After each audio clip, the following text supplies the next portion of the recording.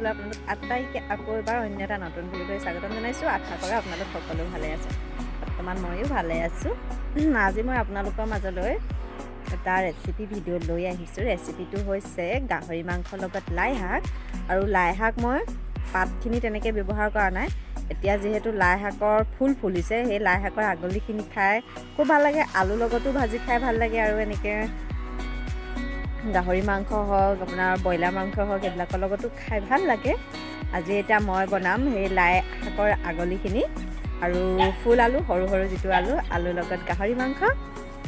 এতিয়া মই লাই শাকৰ আগলিকেইটা মানে কাটি লৈ ধুই পখালি এনেকৈ থৈছোঁ। আলুখিনিও ধুলোঁ, এতিয়া মই সেইখিনি কাটিবগৈ লাগে। লাই শাকৰ আগলিখিনি ধুনীয়াকৈ চাফা কৰি লওঁ আৰু ফুল আলুকেইটাও ধুনীয়াকৈ কাটি লওঁ। মই মাংসখিনি অলৰেডি বইল কৰি মেলি আজৰি।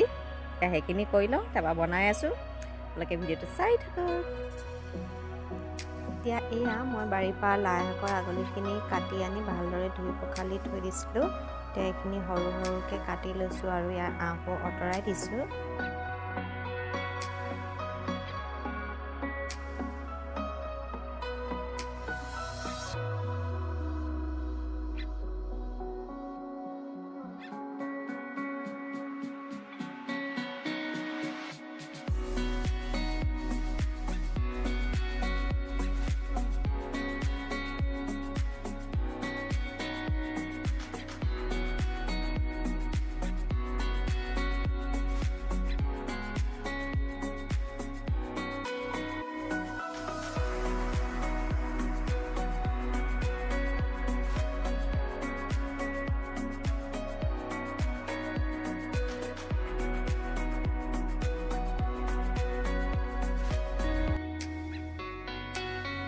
লাই শাকখিনি কাটি হৈ গ'ল। এতিয়া মই মাংসত দিম ফুল আলুকেইটা মই ভালদৰে ধুই পখালি থৈছিলোঁ। এতিয়া এইখিনি মই দুফালকৈ কাটি লৈছোঁ।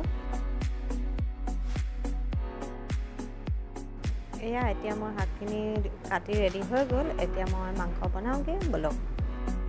কেৰাহী এখন ভালদৰে গৰম কৰি লৈ ইয়াত মই জোখমতে মিঠাতেল দিছোঁ। তেলখিনি ভালদৰে গৰম হোৱাত মই মিডিয়াম চাইজৰ এটা পিঁয়াজ এনেদৰে গোল গোলকৈ কাটি দিছোঁ। পিঁয়াজখিনি এতিয়া মই অকণমান ৰঙচুৱা হোৱালৈকে ভাজি ল'ম।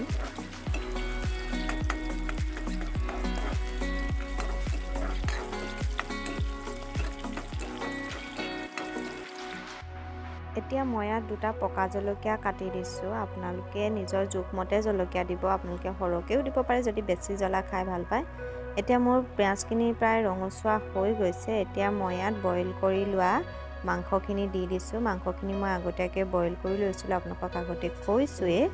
আৰু এতিয়া মই ইয়াত জোখমতে নিমখ দি দিছোঁ। নিমখ দি এতিয়া মই আকৌ ভালদৰে লৰাই ল'ম। লৰাই ঘন ঘনকৈ ভাজি থাকিব লাগে। আৰু গেছটো মই একেবাৰে ল' টু মিডিয়াম কৰি লৈছোঁ। বেছি হাই কৰি ল'লে মাংসটো পটকৈ জ্বলি আহিব, সেইকাৰণে ল' টু মিডিয়াম কৰিছোঁ। এতিয়া ইয়াত মই জোখমতে হালধি দিছোঁ। এতিয়া মই মাংসখিনি আকৌ এনেদৰে লৰাই অলপ সময় ভাজি ল'ম।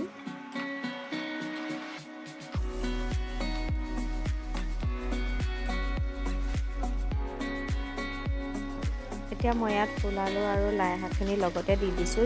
যিহেতু মানে ফুল আলুখিনি সিজিবলৈ বেছি টাইম নালাগে, সেইকাৰণে মই লগতে দি দিছোঁ। আৰু আপোনালোকে মাংসখিনি সম্পূৰ্ণ সিজাৰ পিছতে এনেকৈ লাই আলুখিনি দিব। আৰু মাংসখিনি মই যিহেতু বইল কৰি লৈছিলোঁ, সেইকাৰণে মই বেছি সময় ভাজিবলগীয়াও হোৱা নাই। মই 7-10 মিনিটমানহে মাংসখিনি ভাজিলোঁ। এতিয়া মই এইখিনি এনেদৰে ভালদৰে লৰাই লৈছোঁ।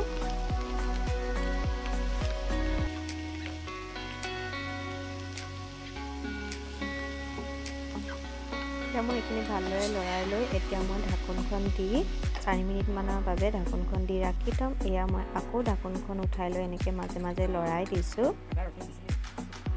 এতিয়া মই ঢাকোনখন উঠাই ইয়াত মই ডাঙৰ চামুচৰ জোখাৰে 2 চামুচ আদা নহৰু বাটি থৈছিলোঁ, সেইখিনি মই দি দিলোঁ।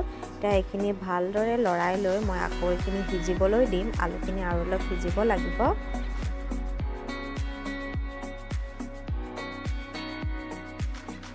এতিয়া মোৰ লাই শাক আৰু আলু ভালদৰে সিজি গ'ল।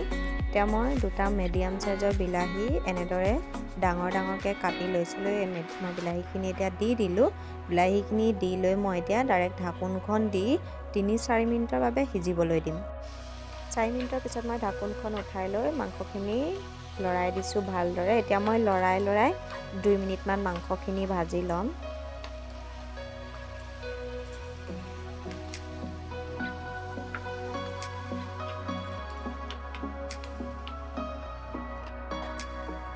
এয়া মোৰ বিলাহীখিনিও সিজি গ'ল আৰু সম্পূৰ্ণ এতিয়া আমাৰ মাংসৰ আঞ্জাখন খাবলৈ ৰেডি হৈ গ'ল। এতিয়া গৰমে গৰমে ভাতৰ লগত জুতি লওঁগৈ। এতিয়া এয়া মাংস আৰু এয়া মই মাটি দালি খাৰ শাক বনাইছিলোঁ আৰু লগতে আছে চাটনি, হালধি, নৰসিংহ, মানধনিয়া দি এনেদৰে চাটনি বনাইছিলোঁ আদা নহৰু দি। এতিয়া মই ভাত খাই লওঁগৈ পটাপট। লোভৰ পানী পৰিছেনে বাৰু আপোনালোকৰ? মই ৰ'বই পোৱা নাই আৰু খাওঁগৈ আৰু এতিয়া।